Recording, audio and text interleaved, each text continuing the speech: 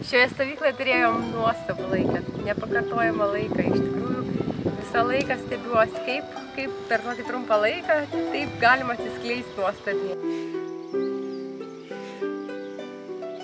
Tas programas jaunimui nuo 14 iki 18 metų, vadinamas JES programa, jau daug metų, apie 8.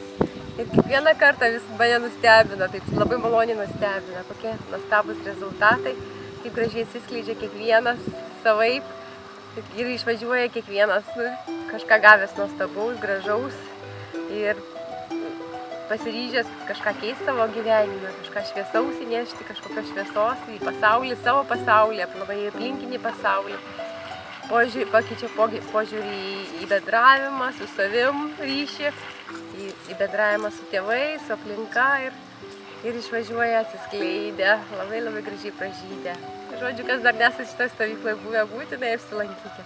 Ir turėkite šitą nuostabų patyrimą. Viso geriausio visiems.